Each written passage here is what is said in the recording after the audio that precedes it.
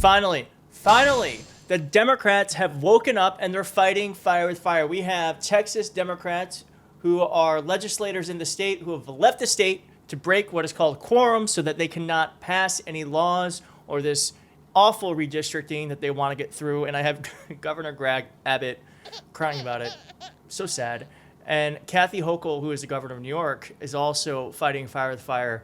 And I'm just really happy to say that Democrats have woken up. If you're happy that Democrats have woken up, leave a blue heart below and hit like and subscribe. Now, let's get into this. First, we have the Democrats left the state, and Governor Abbott is just in his feelings. In his feelings because he can't do the dirty work of Donald Trump. And I'm wondering maybe the editor could put some babies crying in the background, because that's what this sounds like to me.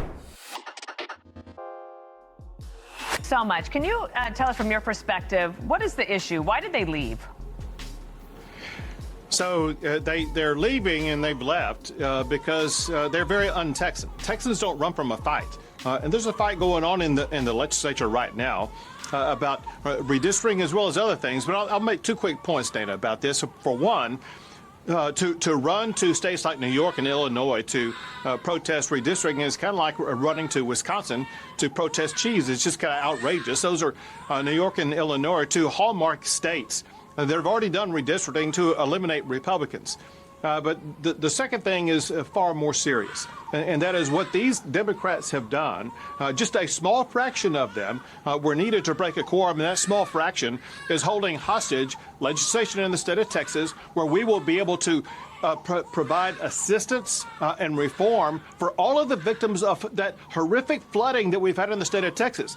Our fellow Texans are being let down and not getting the flood relief they need because these Democrats have absconded from the responsibility, and I believe they have forfeited their seats in the state legislature because they're not doing the job they were elected to do. How's it feel, bitch? How's it feel for people to actually, I don't know, do things that are unusual in order to stop you from doing something that's going to hurt everyone? I mean, Donald Trump does this nonstop. And now that the one time Democrats actually take advantage of a system in order to prevent something terrible from happening, you say it's illegal. Well, it's not. It's actually within the rules. And by the way, this is something that Abraham Lincoln did before. It's not without precedent. Abraham Lincoln broke quorum as a state senator back in 1840 by jumping out of the window of the Illinois state capitol. Thankfully, I didn't have to jump out of any windows yesterday, but we are participating in a very long American tradition of standing up to bullies, of civil disobedience, of good trouble. And so we're ready to pay whatever price may come. Absolutely. Not without precedent. And California is also whining about the fact that Democrats actually grew a spine. This guy, Kevin Kiley, why do these Republicans write these long missives? Like, who's reading all of this? Like, you can't say this in 2 sentences? Anyway, what he's saying is he's introducing legislation to stop Gavin Newsom from redistricting California in order to stop the gains that Texas is going to get from their redistricting. I think this is all terrible. Like, I do think that I just wish this were all fair. But, you know, this is the political climate we find ourselves in. And if this is how you want to fight, then I'm glad Democrats are waking up and fighting. And James Talarico also said that the reason why Texas wants to redistrict, well, I'll let him say it. This is a blatant, egregious power grab by the President of the United States. He's trying to rig the upcoming midterm elections because he's worried he's going to lose. He's worried he's going to face accountability from the voters for kicking millions of Americans off their health care, for wrecking the economy, for starting wars, for protecting pedophiles. And he should face those consequences. That's how our American democracy is supposed to work. And so my colleagues and I are ready to face whatever consequences may come to stand up for our constituents. Yeah, Texas is doing this so Donald Trump doesn't have to face accountability for protecting a pedophile. That is a masterclass in messaging.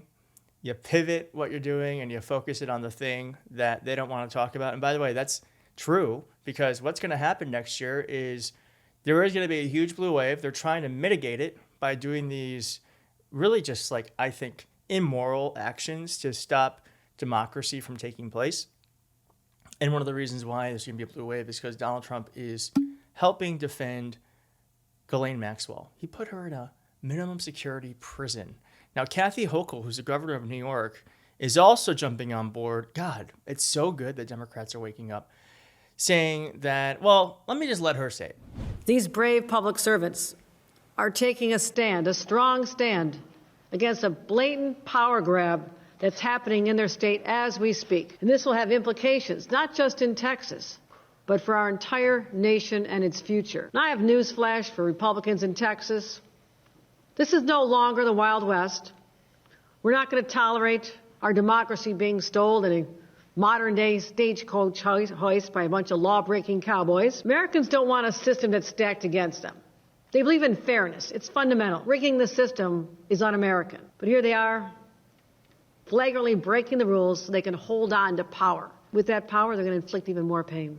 But here in New York, we will not stand on the sidelines with the timid souls who don't care, will not invest their heart and soul into this battle. And that's why the gloves are off, and I say, bring it on. Bring it on, baby. All right, well, I'm just going to push back on that just a little bit. She says rigging the system's un-American. Baby, there's nothing more American than rigging the system. I think we should work towards an America that isn't rigged, but I think that's been a through line of this country, is we're constantly rigging it for someone. And I think one day, hopefully, we can rig it towards folks in the middle class and unrig it from those with the most power. Now, someone posted this. I love this meme. Kathy Hochul under Trump 2.0. I owe you an apology. I wasn't familiar with your game, and I agree. Kathy Hochul, I had no idea you had this in you. Well done. Well done. Well done to the Democrats. And I just want to say Ted Cruz is an idiot because Kathy Hochul wore a head covering to a mosque, which is very typical. You observe the religious traditions of wherever you're going. It's like if you go to someone's house and they say, "Can you please not wear shoes in my house?" You go, "Okay, fine. I'm not going to wear shoes." Well, Ted Cruz is an asshole. And he goes, what?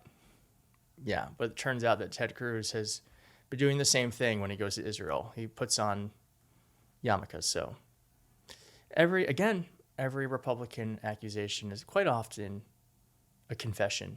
And I just want to point out, too, that Governor Greg Abbott was like, Texas don't run from a fight. We don't run from a fight. Baby, where was your senator a couple years ago when you had that winter storm? Cancun. He ran away from that shit real fast. So don't give me any of that, too. All right, well, we're going to keep following this. I believe we're going to have a member of Congress on tomorrow to talk about this.